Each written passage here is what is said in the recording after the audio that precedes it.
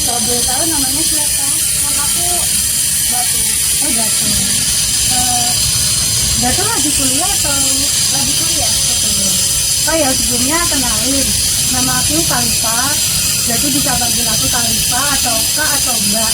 Di sini saya sebagai konseling dan Mbak Datu sebagai konselor. Kalau boleh tahu, Mbak Datu udah pernah mengikuti proses konseling belum? Sebelumnya udah. Oh, sudah pernah ya? Oke, jadi sudah tahu basic-basicnya ya? Mbak Datu kesininya sendiri atau sama siapa? Sendirian. Kita sendiri. Rumahnya di mana? Di Gresik. Di Gresik. Iya. Oh, berarti lumayan jauh ya?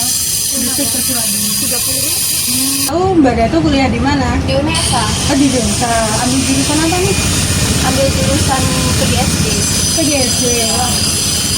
Berarti cita-citanya mau jadi guru ya? Iya benar. Keren. Semester berapa? Semester 2. Oh, semester 2. Berarti baru ya. Kemarin pas masuk kuliah ambil jalur apa? Aku ambil jalur. Aku ikut lewat SNBP. SNBP. Wah, keren. Berarti Mbak Datu Kak, di sekolah dulu itu kayak yang berprestasi gitu ya? Alhamdulillah ya.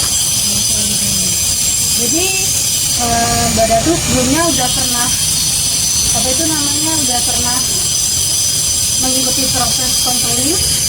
Pernah. Oh, pernah ya. Jadi sudah tahu basic-basicnya. Oke. Jadi di sini saya mungkin hanya ngejelasin kayak sekedar waktu atau Mbak Datu bisa ngapain aja. Jadi nanti Mbak Datu bisa menceritakan perasaan yang dialami sama Mbak Datu. Nanti ceritain apa aja Mbak Datu, boleh ngapain aja. Nanti saya akan mendengarkan dengan sesuai bidangnya. Selama kuliah Mbak Datu kegiatannya ngapain aja nih? Untuk kegiatan belum masuk belum masuk organisasi apa jadi belum ada kegiatan. Oh, jadi kayak masih istilahnya anak zaman sekarang kupu-kupu gitu ya? Ya.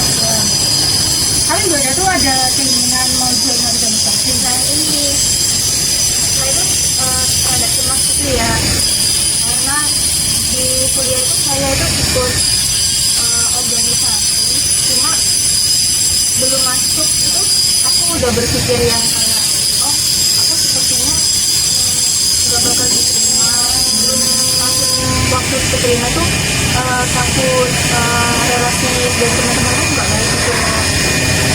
Jadi aku udah mikir-mikir gitu, jadi masih ragu untuk buat masuk organisasi. Jadi Mbak Datu itu kayak overthinking gitu loh. Kalau boleh tahu Mbak Datu mau join organisasi apa? Bimbas. Oh, Bimbasi. Kalau boleh tahu Bimbasi itu kayak gimana ya? Jadi Bimbas itu kegiatan bukan setiap organisasi di mana itu di dalamnya itu mahasiswa dari UUP gitu kan. Terus dia itu ada divisi lain seperti karir, terus pendidikan dan lain sebagainya. Di situ kita mahasiswa itu membantu mahasiswa lain. Kayak misal ada divisi pribadi, nanti kita menerima mahasiswa yang memiliki masalah pribadi di sini. Nah, tadi kan ada beberapa divisi yang disebutin sama Mbak Datu. Mbak Datu kira-kira mau masuk divisi yang mana?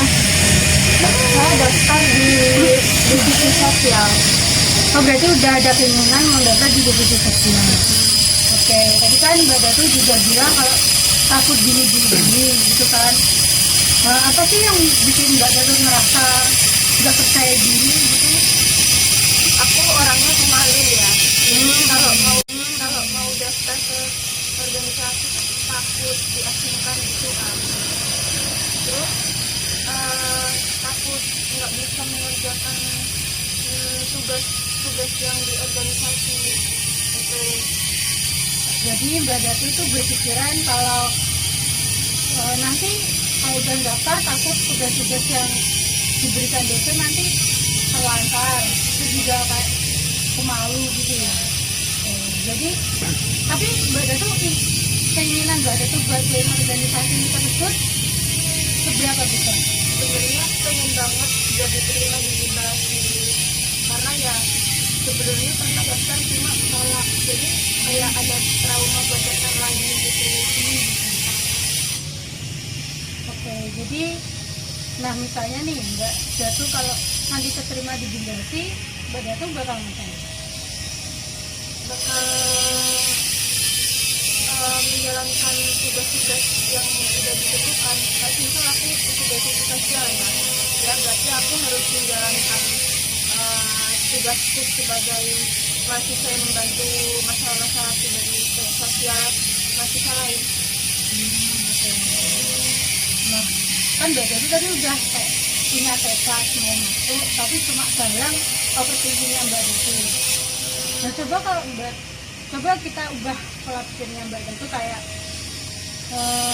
oh aku mau daftar ini kayaknya seru, terus nanti di sana aku juga bakal banyak bertemu teman, terus teman-teman juga pasti akan bimbing aku. Sama saat Mbak Datu berpikir kalau gimana ya nanti aku kalau mau daftar kasus ini. Coba bandingin antara pola pikir yang pertama sama yang kedua, itu menurut Mbak Datu gimana? Bener juga kalau misal aku mikirnya seperti aku bakalan bisa, pasti nanti tujuan aku tuh lancar. Kalau aku misalnya mikirnya aku gak bakalan bisa, aku gak bakalan bisa mencapai tujuanku sih. Jadi kedepannya setelah Mbak Datu tahu perbedaan pola pikir tersebut, kedepannya Mbak Datu mau ngapain? Aku bakalan semangat, aku bakalan mengubah pola pikirku yang tadinya negatif menjadi positif sehingga aku bisa melanjutkan tujuan hidupku sih. Begitu ya.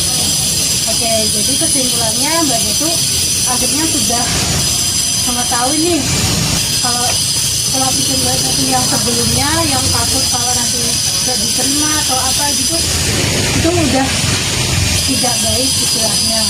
Nah, terus Mbak Datu ingin kayak lebih memperbaiki lagi, berpikir yang positif lagi agar bisa diterima di organisasi tersebut. Apakah benar begitu? Benar. Oke, jadi menurut saya rasa permasalahan yang dihadapi oleh Mbak Datu ini sudah kita temukan nih tujuannya. Nah, dari ini berarti kita sudah bisa mengetahui permasalahan yang ada yang dialami oleh Mbak Datu, dan saya juga mau bilang kalau Mbak Datu pasti memiliki kekuatan untuk mengubah pola pikir yang sebelumnya berpikiran negatif menjadi berpikiran positif. Jadi Mbak Datu nggak usah ragu. Kalau emang Mbak Datu ingin daftar di sini, berarti ya udah Mbak Datu daftar aja, kayak langsung mikir wah ini bisa jadi kesempatan gitu. Ya, terima kasih ya Kak. Kekuatan untuk mengubah pola pikir yang sebelumnya berpikiran negatif menjadi berpikiran positif. Jadi Mbak Datu nggak usah ragu. Kalau emang Mbak Datu ingin daftar di sini, berarti ya udah Mbak Datu daftar aja, kayak langsung mikir wah ini bisa jadi kesempatan gitu. Ya, terima kasih ya Kak. Oke, sama-sama. Apakah Mbak Datu sudah sedikit tenang Teruskan. Jadi sesi konseling ini sudah bisa kita akhiri ya. Dan yang terakhir saya ingin mengucapkan semangat buat Mbak Datu, semoga biar bisa diterima di organisasi yang diinginkan.